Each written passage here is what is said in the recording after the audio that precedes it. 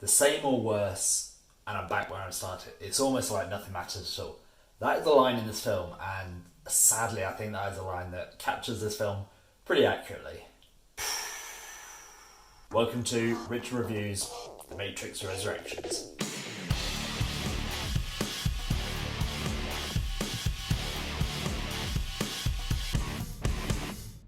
So this is the sequel to the highly acclaimed 1999 film The Matrix, followed by two progressively worse sequels. Now, I always said this film had quite a lot of weight on its shoulders. It needed to really do well to justify its existence after all these years. And also, if it wasn't any good, then it was just going to add to the shit show that was The Matrix Revolutions. Now, seeing as this is a reboot slash sequel to an old franchise, you always have to ask the question, is it paying homage or just, I don't know, repeating exactly what's been done before? Two very recent examples of this sort of thing for me are Ghostbusters, which was really good, and then, just tread on its own toes a little too closely and ended up being almost a remake of the first. And then you have Spider-Man No Way Home, which takes the ideas from the older films and, rather than just repeating what came before, uses these as a jumping off point to make something completely new and definitely entirely awesome. Based on that, I was pretty concerned straight from the outset because the very first scene of The Matrix Resurrections is pretty much a shot-for-shot remake of the opening scene of The Matrix 1. Even some of the very first lines are about how familiar this all feels. On the one hand, you have some of these familiar shots actually looking pretty good with some pretty striking cinematography, but the clunky script just weighs it down from the beginning, and it just leans so hard into the fact that, this is a sequel, and it makes absolutely no bones about hiding that. It just gets worse from there. The film is just far too reliant on referencing scenes and events or dialogue from the original films that it really doesn't do much to stand on its own. There's a line here from a returning character, that was a different time and we were different then. But as soon as they said that, I'm thinking, no, you're not. You're exactly the same, and all these problems you're facing are exactly the same ones that we faced in the first films. I think there was just far too much emphasis on referencing and calling back to these older films. I mean, characters can't go 2 sentences without reminding us of a previous event or referencing something. Now, with all these references flying around, it gives rise to some pretty weird meta moments, and altogether this adds up to a pretty weird tone. One such example is the fact that they really lean on the fact that the original trilogy of films was actually games made by Neo. This comes off as just so weird, and it seems really irreverent. What those films were trying to do was really heavy stuff, I think, even if they didn't really work towards the end.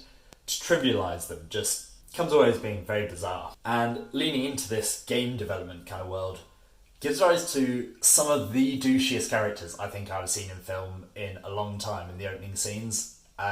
There's this really hard push for these millennial characters, and it is honestly just painful to watch at times. Don't get me wrong, I get what this film is trying to do. It's trying to weave its own existence into being a narrative plot point, but it really just highlights it more than anything. You end up getting pulled out rather than pulled further in, and it just leads to a really odd, goofy tone, definitely in the first third. So, what did I actually like about this film?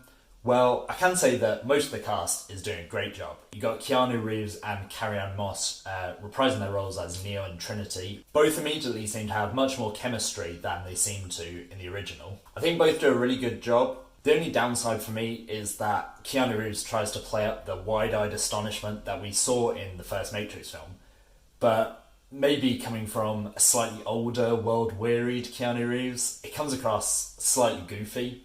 I didn't really buy that wide-eyed astonishment, but aside from this, I think they're both really committed to their roles. You also have a slightly different version of Morpheus in this film, played by Yahya Abdul-Mateen II. Really hope I got that name right. He's always entertaining to watch on screen. He gives a really interesting kind of flamboyant performance that's very different to what Lawrence Fishburne did previously. And I think he just does a really good job stealing every scene he's in. Also great is Jessica Hennick as a character called Bugs. For me, one of the only new characters that really stands out at all. But for me, this is really where the good things stop. I don't think any of the action scenes are anywhere near as memorable as they were in the first trilogy. While Reloaded and Revolutions weren't exactly good, They still had these really iconic action scenes, such as the Burly Brawl from Matrix Reloaded, or the absolute wild Dragon Ball Z style fight from Matrix Revolutions. Here, nothing really stands out. In fact, some of the action scenes are pretty much straight remakes of fight scenes from the first film, such as the subway fight with Neo and the Neo on Morpheus training scene. Just neither is as good, and the fact they're so similar only highlights the key differences. For one thing, they've gone with some really tight, choppy camera work. So the camera is really pulled in compared to the first films where the camera is actually pulled out and you could see all the cool choreography and action going down. And then you have bullet time, which is, oh man, referenced so heavily here. It's like a major plot point. But there are no cool uses of it. And when it comes up, you know what, it looks just plain flat out bad in places. So, I know I've kind of rambled on a bit with this one. I think that's really indicative of this film. You have some good cast performances and a strong emotional connection between Neo and Trinity, which carries a lot of the heart of this film. But ultimately, the film relies too much on the originals. There's just no good memorable action scenes. It introduces a slew of uninspired and entirely forgettable characters, aside from the few mentioned before. And that's all tied together by a mess of a plot that, for me, just didn't really say anything and comes away as pretty goofy in places. You sort of get an idea of why this Matrix now exists, but the moment-to-moment dialogue is just so clunky and confusing that I just found it a complete mess, to be honest. Sad to say, but I think this is a clear miss, and I promise I'm definitely going to be forgetting about it as soon as I'm done with this review. Don't waste your time with this, just watch the first one. So, what is your favourite Matrix film, and why is it very clearly the first one? Thanks for watching, please subscribe if you haven't subscribed, and I'll catch you in the next.